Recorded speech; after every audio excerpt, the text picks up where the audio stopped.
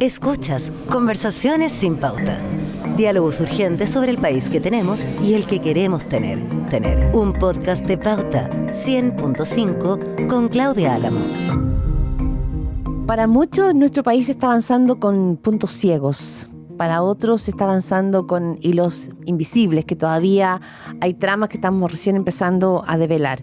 En estas conversaciones sin pauta quisimos saber qué es lo que estaba mirando Diamela Altit, no solo una escritora nacional relevante, sino que probablemente también una pensadora, una observadora de la comunidad, una observadora social de nuestra sociedad, que durante muchas décadas viene estando muy activa. Quisimos entrar en esto, en su nuevo libro ya habla de laberintos, y dijimos, a ver, ¿qué laberintos son los que estará mirando Diamela Altit? Conversaciones sin pauta. Bueno, hablar de, si uno quisiera hacer como el recorrido de Diamela Altit, es largo, es profundo, pero es nuestra escritora nacional, acaba de publicar un libro de ensayos y se llama Laberintos, escritos sobre literatura, feminismo y política. Pero ya la palabra laberinto nos puede llevar simplemente a la imagen de si este laberinto tiene salida, si este laberinto no tiene salida, y cuál es este viaje que tendríamos que armar por ese laberinto. Diamela, qué gustazo de verdad poder conversar contigo. Muchas gracias, buenos días, me da mucho gusto estar contigo también, ha sido un tiempo que no nos veíamos. Mucho tiempo, Diamela. Ya iremos a la profundidad de tu escrito, pero cuando tú pensaste en laberintos, acá hay una imagen. ¿Tiene algo que ver con este Chile que estamos viviendo, este laberinto? Yo creo que hay ciertas temáticas, ciertas problemáticas, más que temáticas, que son muy complejas, ¿no? Que se arrastran en el caso de las mujeres desde hace siglos, ¿no? Por no decir milenios. La política siempre es una vía de difícil salida, de fácil entrada y de difícil salida. Siempre ha sido así. Entonces, y lo literario es un momento importante donde la escritura lee, relee y repiensa y piensa, digamos, un determinado aparato social, ¿no? No digo que sea una literatura que solamente reproduzca la realidad, sino que más bien produce realidad desde la misma realidad. Entonces, creo que esos tres temas son fundamentales. Para ponerte una situación X, estamos hoy día mismo a 50 años. Claro, por los días del 51 años de la conmemoración del golpe de Estado. 51 años del golpe de Estado, y tenemos que ver, digamos, los hilos que todavía existen entre ese tiempo, 51 años, y hoy, ¿no?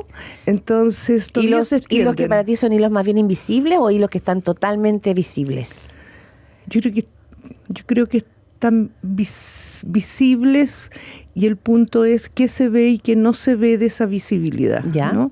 Yo creo que sí son visibles, corriendo riesgos. Yo pienso que hoy día, mañana puede cambiar, porque la política se mueve, mucho. Es laberíntica, entonces entra en otro sendero del laberinto. Una de las candidatas más fuertes es Matei, pero Matei, más allá de los méritos que pudiera tener, es hija de un miembro de la Junta de Gobierno. Entonces ahí hay un hilo que no se corta, ¿ves? Porque efectivamente 51 años después habría una posibilidad de retomar un tipo de presidencia que está marcado por una determinada situación. Cuando digo eso, no quiero poner linealmente padres e hijos, porque no puede ser, solo que ella sí siguió la línea paterna en su relación con básicamente con Augusto Pinochet, con el viaje a Londres y su intento por evitar que sacaran basura en la embajada de Inglaterra cuando estuvo preso Pinochet, ¿no? Pero me voy a poner como abogada del diablo, pero las sociedades no son sociedades sanas cuando finalmente los hijos pueden tomar caminos distintos de sus padres, porque también llamaría la atención, o algunos dijeron algo parecido respecto a la familia militar, cuando Michelle Bachelet fue candidata a la primera vez. ¿Tú te acuerdas de Alfredo Jocelyn Hall, del historiador, que hizo un punto respecto de que Michelle Bachelet representaba la familia castrense? Considerando que el papá de Michelle Bachelet murió bajo tortura y que ella y su madre hicieron otro camino. Hoy vuelve también a aparecer, por lo menos la encuesta. Ella dice que no, pero está ahí. Entonces, algo quiere decir esto, que sean hoy día 2 mujeres las que están sobre la escena y 2 mujeres que, por cualquiera de las 2 ventanas, izquierda o derecha, vienen de un tronco de una familia militar. Yo pienso que tú tienes razón, pero sin embargo, ese militar, padre de Bachelet, de la expresidenta Michelle Bachelet, tuvo otra historia, ¿no? Él trabajó, digamos, apoyando la Unidad Popular. Él trabajó en eso, ¿no? Y eso fue lo que lo llevó, digamos, a la tortura y a la muerte. De hecho, Michelle Bachelet estuvo presa con su madre, las 2 fueron torturadas y salieron al exilio. Michelle Bachelet tiene una historia de militancia socialista muy larga. Ella fue presidenta del Liceo 1, es decir, ella tuvo una posición, claro. Y su padre también tuvo una posición, bueno, y por eso si no habría pasado lo que pasó. Entonces, el padre no llega a la dictadura, eso lo quiero decir. El padre Bachelet, pese a ser militar, la dictadura lo aniquila a él, ¿ya? Entonces no se puede relacionar con Pinochet, claro, al padre de Bachelet. Es otra historia. Son las 2 hijas de militares, sin embargo, su historia es radicalmente distinta y Michelle Bachelet tuvo una historia otra, de exilio, de, en fin, política. Ella fue una militante muy destacada en su partido, ¿no? Claro, la pregunta tiene que ver con que entonces aquellas personas que fueron hijos de figuras relevantes de la dictadura de Pinochet no deberían, no podrían volver a jugar un nuevo rol. ¿Eso los marca realmente? ¿O le damos espacio a que puedan aparecer? Bueno, Matei tenía una larga historia política. También. O sea, eso no es ninguna duda. Ella ha sido ha integrado el Congreso. Ella tiene una larga historia, pero su historia ha estado cerca del pinochetismo. Ella ha reconocido, ahora después de 51 años se da una pequeña vuelta, pero todo su inicio de ella fue cercana a Pinochet. Esa fue su posición. Entonces, en ese sentido, hay que entenderla así. Ahora, tú la tomas y la aceptas, e incluso hay gente que puede admirarla. Si eso no está en discusión, lo que yo estoy diciendo, ¿cuáles son los hilos de la dictadura, Sí, que se mantienen, dices tú? Claro, ahí hay un hilo, que te quiero decir que hay declaraciones, hay fotografías, hay de Matei con Pinochet, eso es público. Ella lo vivió así, y nosotros tenemos que también el derecho a leer ese así. Entonces, en ese sentido, yo pienso que están esos hilos que son complejos, eso quiero decir. Entiendo. Que hay una complejidad ahí. Sí, Diamela, también hay una complejidad en la sociedad chilena actual.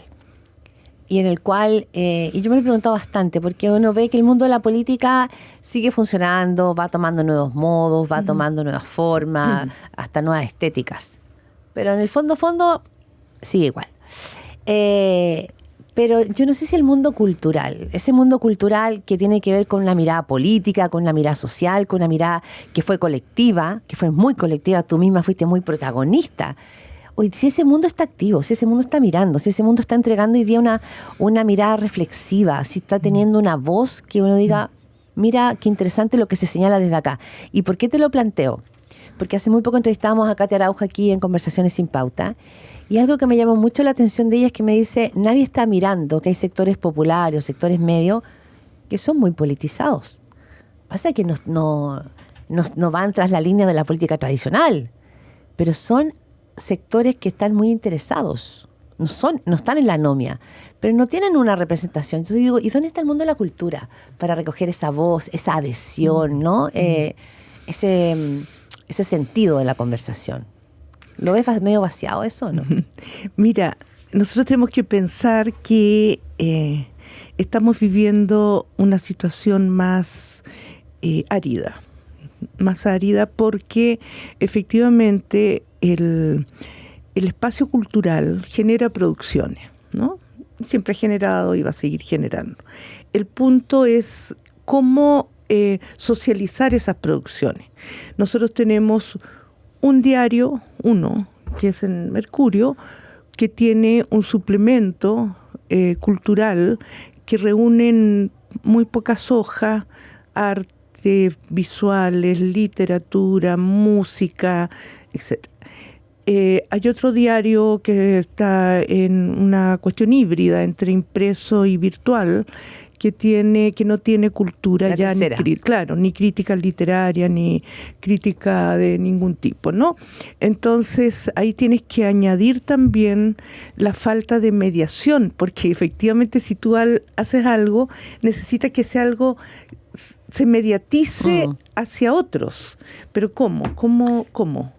Estamos entonces en una posición en términos culturales muy pobre en términos de difusión de eso, ¿no? Por otra parte... Y de producción, de conversación. Una cosa es la difusión de esto que pasa en el mundo cultural y otra es lo que esté pasando en ese mundo cultural. Hay conversaciones que están mirando o recogiendo un Chile que el resto del país no está mirando, o también ahí está un poco vaciada esa conversación. Mira, yo creo que efectivamente también tú tienes que considerar el mundo virtual, donde efectivamente claro, es nuevo eso. El cuerpo queda fuera, ¿no? Y por lo tanto, si bien produce comunidades, esas comunidades muchas veces no son enteramente fiables, porque no hay manera de refrendar esas noticias o elementos, ¿no? Entonces estamos pasando por una zona más intermedia entre las tecnologías, que son muy fuertes, que son el gran mecanismo del siglo XXI, que tenemos que considerar, que no sabemos su extensión y su alcance todavía, y otro mundo, digamos, real, bastante más acotado y en cierto modo asediado o por los mundos del trabajo, etcétera, ¿no? Por otra parte, el propio Ministerio de Cultura tiene que hacer una reconversión fuerte, no tanto, buscando precisamente socializar las producciones y socializarlas hacia el lado que tú señalas, es decir, hacia las comunidades, ¿no?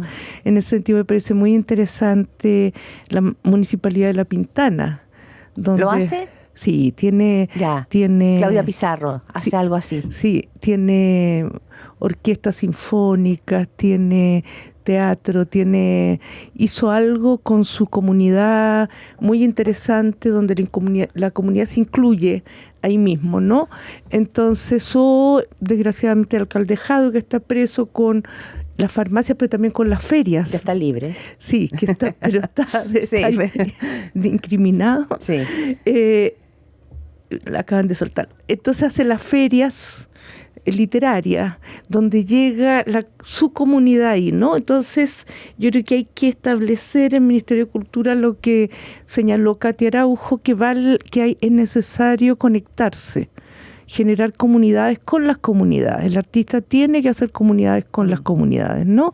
Pero en este espacio, porque en general el Ministerio de Cultura avala más bien proyectos productivos, pero falta más insertar fondos en las comunidades, hacia las comunidades. Claro, ¿no? que el tema del retorno productivo no sea medible quizá en un Excel, pero que sea medible en un Word, es decir, en el relato. Sí. Yamela, tú has planteado la idea de la ceguera social.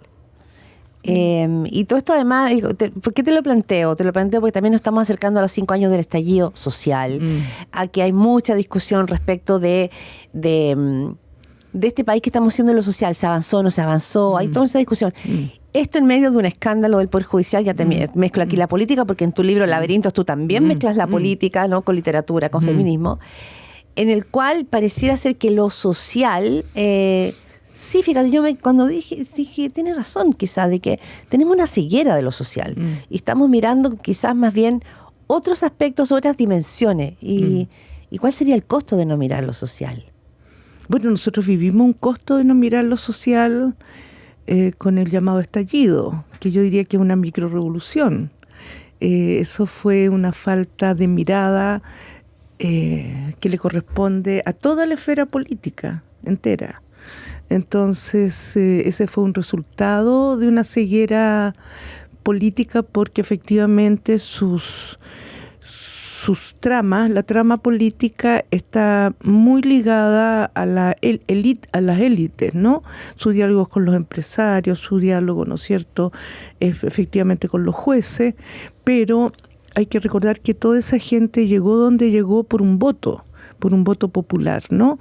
Entonces como que se rompe ese vínculo, y cuando se retoma como la pertenencia de qué es lo que te llevó hasta ahí. Claro, la pertenencia porque votaron por ellos. Exacto, porque te votaron, claro. Y por eso está ahí, claro. Pero sin embargo, ¿no es cierto?, no se devuelve ese voto en toda su extensión, sino más bien hay un uso, y podría pensar hasta abuso de esos votantes, porque solo se reviven durante las elecciones. Entonces, yo creo que ahí hay un problema que genera una latencia del desencanto y de la disconformidad. Recuerda que el Congreso es uno de los peores evaluados por la ciudadanía. Esa ciudadanía que los vota, los lleva al poder y los evalúa muy mal.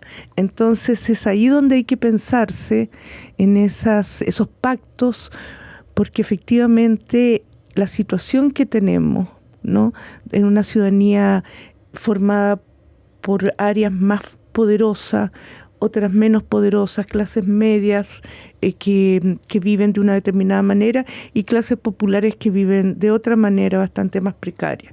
Entonces la idea de que para tu jubilación parte de eso vaya para lo comunitario no genera espanto en algunas... En un porcentaje mayoritario de la población. Sí, pero es que ese porcentaje mayoritario de la población, según la encuesta, podría acceder a ese beneficio, porque un porcentaje muy mayoritario de la población va a tener efectos muy complejos en sus jubilaciones. Entonces, si no hay algo comunitario, se va a repetir y va a aumentar más bien la desigualdad. Entonces, todo está como lo digas. Si tú dices, te saco plata del bolsillo, te sacó tu billetera, es muy posible que digas que no. Ya. Pero otro tema es hablar de cómo alguien cuya jubilación fuera muy precaria podría recibir un insumo de otras jubilaciones más sólidas. Estás escuchando un podcast original de Radio Pauta 100.5. Ahora, ¿habría algún gobierno o presidente mejor preparado para hacer esa explicación ante la ciudadanía que alguien de la nueva generación como Gabriel Boric? ¿Y por qué lo digo? Porque si uno mira, por ejemplo, entrevistas que ha dado Gonzalo Vinter del Frente Amplio, ha hablado mucho de esta lucha por lo social, de explicarle a la ciudadanía respecto a lo que tú estás diciendo, ¿no? Que si uno le explicara el tema de la reforma previsional, entonces habría otra adhesión. Pero Boric no ha logrado hacer ese match, como la palabra que está de moda hoy día. ¿O sí? ¿A ti qué te ha parecido Boric en la moneda? ¿Eres de los que... ¿Eres del 30%? Bueno, yo por supuesto voté por Boric. Sí. Eso no está en discusión. Y me di cuenta también, o nos dimos cuenta, que efectivamente su gestión iba a ser muy compleja, porque tenía un empate minoritario, por decirte, ya, aunque había un empate, era minoritario. Entonces, sin el Congreso no puede sacar las grandes modificaciones, ¿no? Se pueden sacar algunas, como por ejemplo el copago en los servicios de salud pública, claro. Me parece necesario, pues, ¿no? Porque efectivamente la gente tiene o da plata, ¿no es cierto?, para FONASA, o no da porque está en una situación que no alcanza para abastecer esa área de salud, y no hay copago. Eso es lo importante para el día a día, digamos, de las personas. Sí, pues sí. Si es que ese es el tema. Sí, eso, por ejemplo, eso yo lo encuentro muy interesante, ¿no? Las 40 horas me parece bien en principio, hay que ver si se aplica, porque es una cuestión ambigua, ¿no? Todo depende cómo se maneje. Por parte, digamos, del empresariado y los horarios de su gente. Pero, ¿qué pasa, por ejemplo, con esto que estamos hablando, de unas pensiones que contemplen un porcentaje para reparto comunitario? No, eso ya está claro que no va a ser aprobado. Pero eso es muy grave en un país muy desigual. Entonces, una desigualdad que ya lleva décadas de décadas. Entonces, eso va a mantener un statu quo. Va a haber una reforma de pensiones, pero... Ya, y a tu juicio, en ese sentido, Diamela, ya nos fuimos a la política, digamos, saltamos en este laberinto a la política. Gabriel Boric asumió la realidad tal cual es y por lo tanto eso del realismo político, un camino en la medida de lo posible, o quedó entrampado en ese empate minoritario que dices tú en el Congreso. Te lo digo porque igual, de todos modos, hay círculos en la izquierda que miran un poco con cierta frustración y que creen que al final Gabriel Boric terminó cediendo, como cedieron muchos gobiernos de la Concertación. Y te dicen incluso, parece una extensión del gobierno de la Concertación. Tú, para ti también es un poco así, pero también hay quienes dicen, Gabriel Boric es un liderazgo nuevo, lo está haciendo muy bien porque es muy lúcido. No sé, hay una tensión ahí, en ese laberinto de la izquierda. Bueno, desde mi punto de vista cultural, uno siempre va a querer más, mucho, no poco más, mucho más para tener una sociedad más estable, ¿no? Más, en cierto modo, pongamos una palabra que es compleja, más justa, ¿no? Entonces, efectivamente, saber que era minoritario su empate en el Congreso, pues marcó una vía que iba a ser compleja. Pero tal vez lo que yo echaría de menos del presidente es que él señale los impedimentos que está teniendo, ¿no? Directamente. Porque yo creo que ha habido una búsqueda de diálogo para aprobar ciertas cuestiones relacionadas especialmente con economías, ¿no? Como la AFP, como las ISAPRE, porque esos son grandes consorcios, son cuestiones muy poderosas, ¿no? Yo creo que ahí hubo, no sé si ingenuidad, de parte de Boric. Sí, no lo iban a apoyar nunca. Y no lo van a apoyar nunca. Entonces, yo pienso que podría haber explicado más a la ciudadanía ese no apoyo, ¿no? Entonces, porque piensa tu querida... Pero ese habría sido un visible enfrentamiento, quizá. No, yo creo que no hay enfrentamiento si le explica a la ciudadanía que efectivamente las mujeres pagamos más en salud y que la idea sería igualar la cancha entre mujeres y hombres, que no ha podido porque no ha habido una ocasión para apoyar esa petición. Yo creo que eso no es grave, porque efectivamente si la ciudadanía sabe, entiende más y la oposición... Tú dices, hacer visible las obstrucciones. Sí, porque están ahí y perjudican a quienes perjudican. Entonces, de esa manera la misma oposición puede repensar sus noes múltiples, ¿no?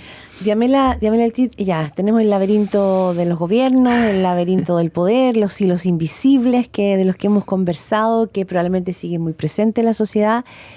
Y también está el feminismo. Tú has sido Yo diría que tú has sido una voz del feminismo de larga data, no de último minuto, no del momento de la moda, hace ya décadas. Exactamente.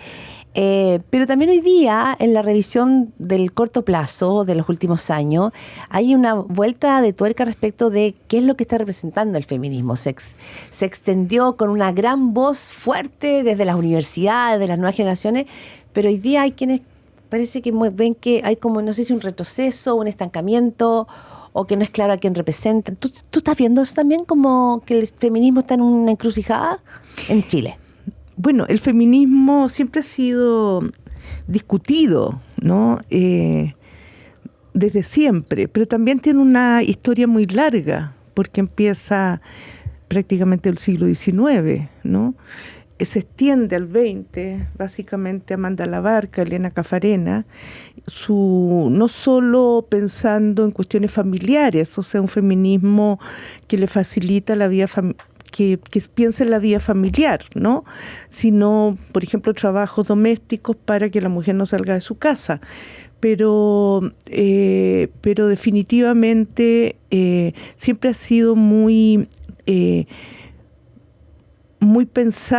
ha sido pensado de una manera muy negativa, ¿no? Recordemos que antes ser feminista tenía una serie de connotaciones que a su vez unían connotaciones negativas, porque ser feminista era ser lesbiana, como si ser lesbiana fuera el gran pecado de la humanidad, o ser comunista, como si los comunistas no tuvieran una historia extraordinariamente larga. Entonces, hoy día, sobre todo el 2018, diría yo, con la explosión feminista nacional e internacional, la palabra pudo afincarse, claro, sí, y no ser relacionada con cuestiones que a su vez estaban estigmatizadas.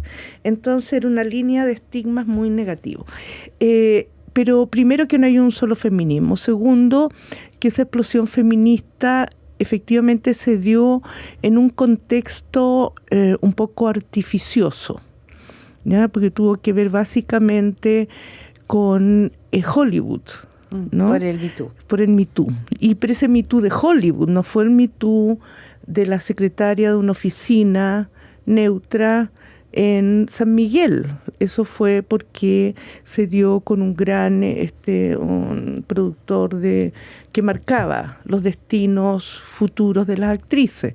Ahí está ya, ¿no? El Me Too, ese Me Too hollywoodense. Ya. Que no recoge la realidad nacional. Que no recoge. Y por lo tanto no visibiliza esos abusos de la secretaria, de la señora trabajadora, claro, temporera, sí. Exacto. Entonces, por eso ese gran impulso bajó, porque bajó en todo el mundo, o sea, no bajó solamente en Chile, sino que bajó en todo el mundo. Pero sí, lo que tenemos que pensar, y eso sí que nos ha pensado bien, es que la mujer chilena ha tenido una modificación de proporciones, ¿no? Pero hace algunas décadas, no ahora, hace unos 20 años por lo menos, que es que las mujeres básicamente de clase media dejaron de casarse, ¿no? Recordemos que la clase media más bien mira hacia las clases más superiores, siguen más bien ese recorrido, esa estructura, claro, como es imaginario también, sí. Pero salieron, ¿no? Y no se casaron, y sí tuvieron hijos sin casarse, que eso a principios del 20 era un pecado prácticamente original, ¿no? Era la expulsión del paraíso. Entonces, eso cayó. Hoy día, más o menos el 71% de los niños nacen fuera del matrimonio.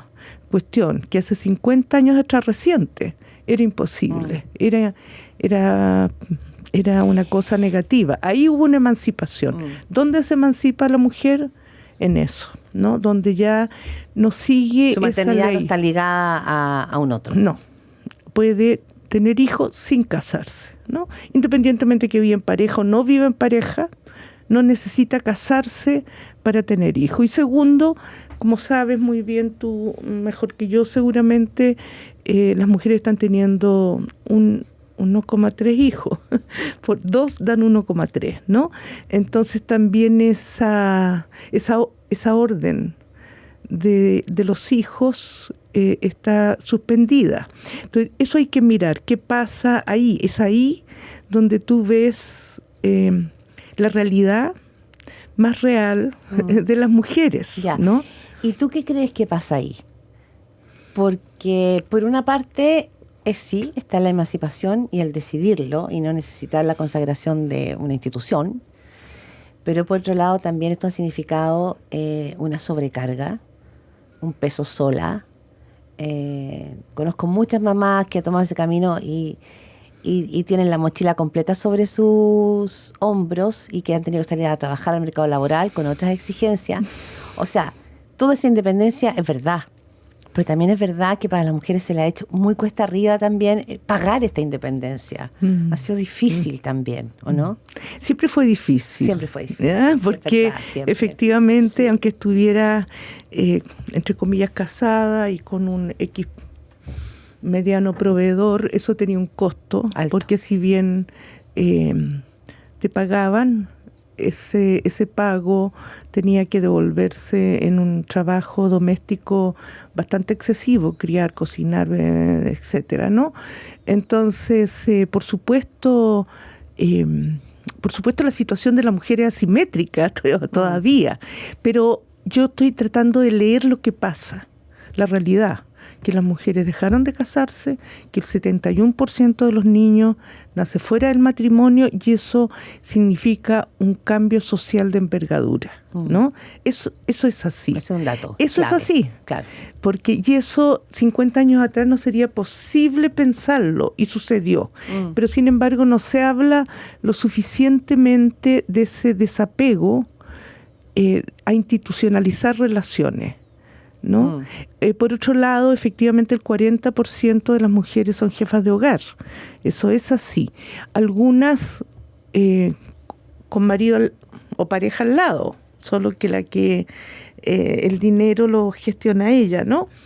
Y por otro lado, piensa tú, no sé, bueno, pensemos en las historias comunes, que en general la mesa familiar, el padre estaba en la cabecera, la madre a un lado, el hijo mayor al otro, se organizaban mesas. Eso no es casual, eso es poder, son formas de poder, ¿no? Que cómo Sí, totalmente. está repartido el poder. Entonces, eso te da una pauta. Pero ¿qué pasa en esa pauta en estos nuevos comedores? No hay una figura masculina que encabece. No quiero decir que no sigue el poder masculino, no quiero decir eso, sino que quiero decir que hay finas modificaciones. También hay hilos. También hay hilos, Claro, finos hilos unos acá. pequeños hilos Sí. y consistentes, por supuesto, que son muchos. Sí. Y por otra parte, hoy día, lo que llaman los papitos corazón, están más mirados, ¿no? Como Sí, hoy día sí, no se pudieron visibilizados. presentar a candidaturas si no pagaban por sus hijos, ¿no? Cuestión que antes no era así, era casi un derecho, entonces no pagar. Entonces hay ahí unas modificaciones que yo creo que no se han mirado lo suficiente, ¿no? El tiempo voló, Diamela Eltit. Política, feminismo, literatura, mundo cultural, hilos, desapego. En este laberinto, porque se llama tu libro, tu último libro, Laberintos, tú eres una pesimista. Hay mucho pesimismo que las encuestas están mostrando, la encuesta del PNUD, la encuesta del CEP, varias empiezan a mostrar que hay un... Es raro el pesimismo que se muestra o que la gente declara porque es como hacia afuera, pero que en sus vidas de puertas hacia adentro no tuviera la misma fuerza. ¿Tú te declaras más bien pesimista del momento actual de este laberinto que atraviesa el país o tú eres de las obstinadas? Bueno, yo creo que lo estamos atravesando por el mejor momento de la historia nacional, por supuesto, y más todavía agravado con el hecho ineludible de los tráficos de influencia que mueven los ejes del mundo chileno, ¿no? Y eso, si bien tiene una cuestión muy positiva, también tiene la angustia sobre si acaso esta grabación, porque es una grabación, son grabaciones, Sí. son tecnologías, ¿ves? Ahí entra la tecnología. De nuevo. Si acaso eso implica un fin o no, ¿no? Yo pienso que no. pero un fin de esas mallas, ¿no? De poder, ¿no? Pero como tú dijiste muy bien, yo apuesto a las comunidades, ¿no? Yo creo que en las comunidades yace la posibilidad, ¿no es cierto?, de romper ese elitismo, romper el yo, romper que todo se funde en relaciones poderosas, porque la comunidad es poderosa cuando, más allá de sus diferencias, yo no pienso en una comunidad donde todos pensemos lo mismo, vamos a lo mismo, deseemos lo mismo, no. A pesar de nuestras diferencias, sí entendemos nuestra cuadra, entendemos la llegada al colegio, entendemos ciertas cosas porque habitamos ese espacio. Entonces yo pienso que hay ahí la gran esperanza, digamos, que rompe este pesimismo, el restablecimiento de comunidades, porque los dirigentes sociales siguen trabajando, ¿no? En los centros de vecinos, la junta de vecinos, etcétera. Ya, o sea, no miremos tanto a los políticos, miremos más las juntas vecinales. Sí. Para descubrir ese país. Diamela El Tit, un gustazo y muchísimas gracias por estas conversaciones sin pauta. Muchas gracias a ti, te lo agradezco mucho y me da mucho gusto volver a verte. A mí también, muchas gracias. Esto fue Conversaciones sin pauta. Diálogos urgentes sobre el país que tenemos y el que queremos tener. Con Claudia Álamo.